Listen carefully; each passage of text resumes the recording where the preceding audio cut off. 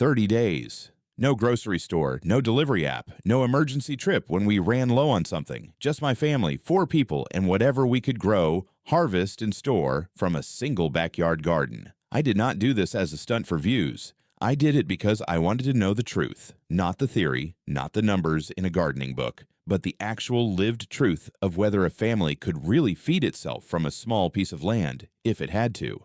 What I found over those 30 days changed how I think about food, about control, and about what I owe my kids in terms of real preparation. Let me walk you through exactly what happened week by week, including the parts that almost broke the experiment. Before I get into the days, you need to understand what we were working with. This was not a homestead. This was not 5 acres in the country. This was a standard suburban backyard, about the size most of you probably have, with raised beds, a few large containers on the patio, and a small greenhouse we had built the year before. Going into day 1, we had potatoes, sweet potatoes, beans, peas, tomatoes, peppers, onions, garlic, carrots, kale, spinach, lettuce, radishes, squash, and a row of herbs. Some of it was already mature and ready to harvest. Some of it was still weeks away.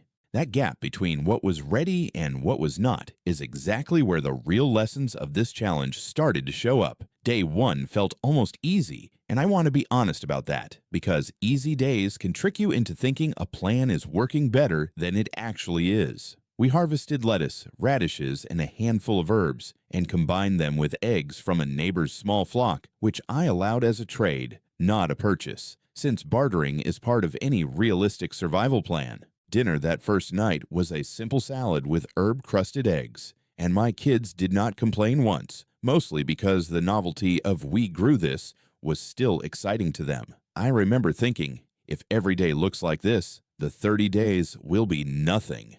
That confidence did not survive the first week. By day 4, we hit our first real problem, and it was not a dramatic one. It was boredom. Leafy greens dominate the early harvest window in most gardens, which means the first several days are heavy on salads, greens, and quick-cooking vegetables, and light on the calorie-dense staples that actually keep a family full. My youngest, who is 7, asked me on day 5 if we were just going to eat salad forever. That question stuck with me, because it is exactly the kind of morale problem that collapses real survival situations long before starvation ever does. Families do not just need calories, they need variety, or at least the feeling of variety, or the whole system breaks down from the inside through complaints, resistance, and eventually people quietly reaching for something outside the plan. So around day 6, I made an adjustment that ended up being one of the most important decisions of the entire month. I started rotating meals around what I call anchor crops, meaning the calorie-dense staples like potatoes and squash, and using the lighter, faster-growing crops like lettuce, spinach, and herbs as supporting characters instead of the main event. A baked potato with sautéed kale and herbs feels like a completely different meal than a plain salad, even though both use vegetables we grew ourselves. This single shift in how we plated food, not in what we grew, fixed most of the morale problem for the rest of the month. Week 2 brought the first real test of quantity, not variety. Our beans and peas were coming in strong by day 8, and for the first time, we had a genuine surplus. I want to pause here, because this is the moment most people miss when they think about survival gardening. A surplus is not just extra food, it is a decision point.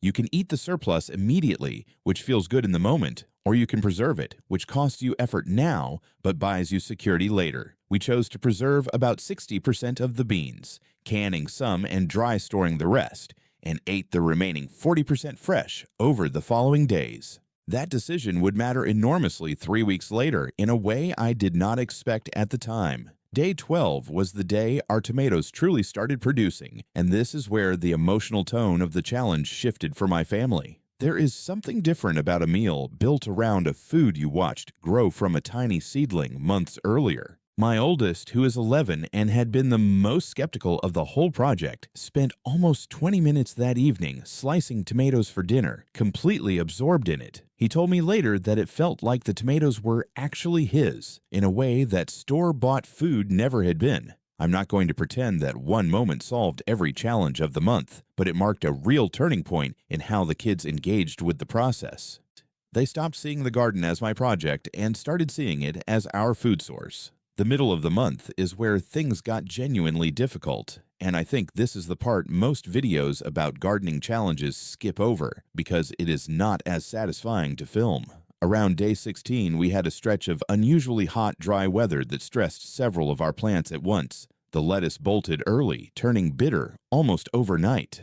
Two of our pepper plants dropped blossoms instead of setting fruit, and our spinach, which had been reliable all month, essentially stopped producing anything worth harvesting. This is the exact scenario every experienced gardener warns you about, and living through it inside a 30-day no grocery store challenge hit differently than reading about it ever could. For about 4 days, our meals got noticeably thinner, more repetitive, and more dependent on the preserved beans from week 2. This is where that earlier preservation decision paid off. Without those canned and dry stored beans, days 16 through 20 would have been genuinely hard, not just inconvenient. Instead, we had a reliable protein source to fall back on exactly when our fresh production dipped. I cannot overstate how much this reinforced something I already believed but had never truly tested, which is that preservation is not optional in a real food security plan. It is not something you do if you have extra time. It is the buffer that keeps a bad week from becoming a genuine crisis. By day 21, the garden had recovered, helped along by cooler weather and some adjustments we made to watering and shade. Our squash plants, which had been quietly building all month with very little drama, suddenly became the stars of the back half of the challenge. A single squash, as I have talked about before, can carry a family through several meals. And by this point, we had 4 or 5 ready to harvest at once. We roasted it, added it to soups, and even used the seeds,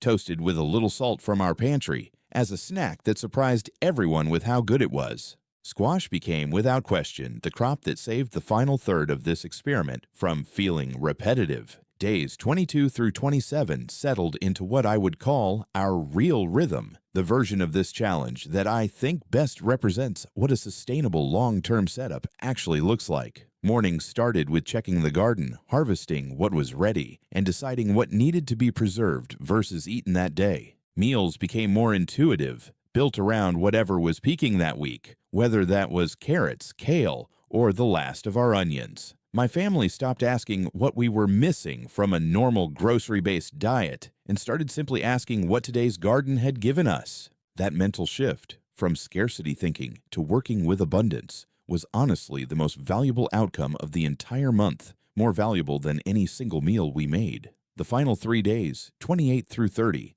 I wanted to test something specific. I wanted to see what a genuine worst-case emergency meal would look like using only what we had stored, without harvesting anything fresh that day. So, on day 29, we ate entirely from the pantry, the canned beans, the dried herbs, stored squash, and a jar of home canned tomato sauce over rice we had kept on hand from before the challenge started. It was not a fancy meal. It was not the kind of thing you photograph for a food blog, but it was filling. It was nutritious, and every single ingredient traced back to either our own garden or something we had deliberately stored in advance. That meal, more than any other single moment in the 30 days, felt like proof of concept. It felt like the actual answer to the question I started this whole project to answer. So what did 30 days of feeding my family from this one garden actually teach me? First, that variety matters as much as calories for keeping a household functioning without conflict or complaint. Second, that preservation is not a bonus step.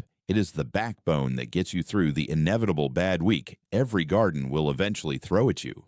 Third, that kids engage differently with food they have watched grow. And that alone might be worth doing this even without any survival angle attached. And finally, that a normal backyard, not a homestead, not 5 acres, can genuinely feed a family of 4 for a full month if the right crops are planted with intention. We are not doing this every month. I will be honest about that. But we are doing it every year because 30 days taught us more about our actual food security than any amount of reading or planning ever could. If your family has never tested what your garden can really do, I would challenge you to try even a single week of it. Not as a stunt, but as an honest test of where you actually stand. Because the time to discover the gaps in your plan is now, while the grocery store is still open, not during the week. You actually need it to work. If you want to see exactly which 15 crops we used to make this month possible, and how we plan the garden to support this kind of continuous harvest.